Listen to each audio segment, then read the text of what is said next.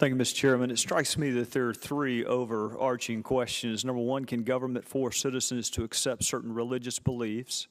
Number two, can government prevent citizens from holding certain religious beliefs? And thirdly, Mr. Chairman, can government decide which religious beliefs are acceptable and which are not? And I find it instructive that in what is supposed to be a legal hearing on the free exercise of religion, the Democrats offer a healthcare professional as their witness. And then I thought some more about it, and I thought, Mr. Chairman, well, of course they did, because Supreme Court law is not on their side. When a state decided to tell a church, you have to pledge allegiance to the flag, the church objected, and the Supreme Court said, you're right, you don't have to. And when a state decided to tell a religious organization, you must display a license tag that has a certain phrase on it, the church objected, and the Supreme Court said, you're right, you don't have to. And when the state exercised what's a pretty compelling interest in having an educated citizenry and said you must send your students to school to a certain age, a religious organization objected, and the Supreme Court said, you're right, you don't have to.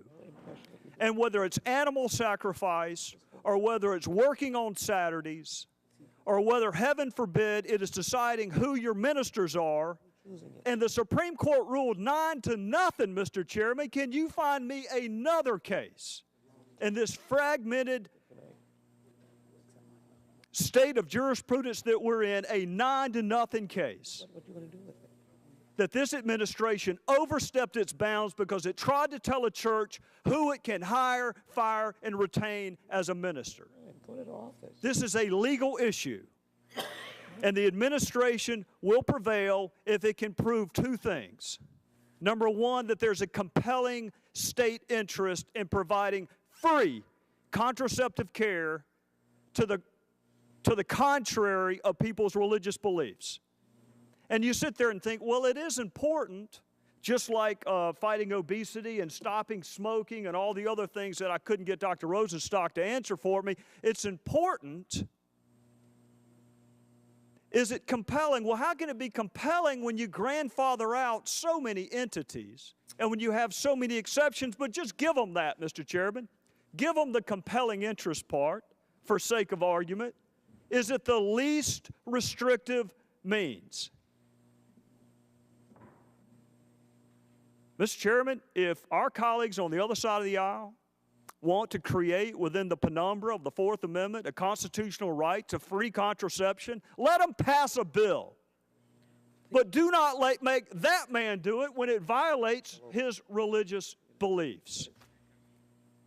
So I would ask this to the two legal experts, because I'm not. But you don't have to be one to look at Supreme Court law and see if you can protect a group's right to practice animal sacrifice in Florida, but you can't stand up for the Catholic Church's beliefs on when life begins? So I would ask my two legal experts this. Does it meet the compelling interest test? And is there a least restrictive means of accomplishing this goal, even assuming arguendo that it does? Ms. Monahan. Just to clarify, I'm not a legal expert, so I defer to our legal expert over here. All right. Ms. Uden. To answer your question in a nutshell, I mean, it's completely unconstitutional, and it does not satisfy the compelling government interest or the least intrusive means test. And tell us, in the 45 seconds I have remaining, why it doesn't meet the compelling interest test. Well, I mean, you have to understand what's constituted compelling government interest in the past. It's something like national security or preventing crimes. I mean, if you really think about that standard, it's something that's used in the context of the Equal Protection Clause when we determine when racial discrimination is allowed and when it's not. And when that standard is met, racial discrimination is in fact allowed. So if you think about it that way, you understand just how extreme or how strict that standard is. And absolutely, we can say that here, in this situation, the stated government interest is in the increase in the access to contraception. And when applied to religious organizations, that's only a marginal increase in the access to contraception, which absolutely, we can all agree, does not rise to a level of compelling government interest. Well, I'm out of time, so I won't have a chance to ask you if the president can make people stop smoking, because that's in the overall health benefit of all of us, or whether they can make diabetics diet so all of our costs go down. I'll have to save that for another hearing, and hopefully the Democrats will invite a legal expert instead of a healthcare professional, Mr. Chairman, if we have another hearing. Well, Mr. Gowdy can be the chairman's lawyer anytime.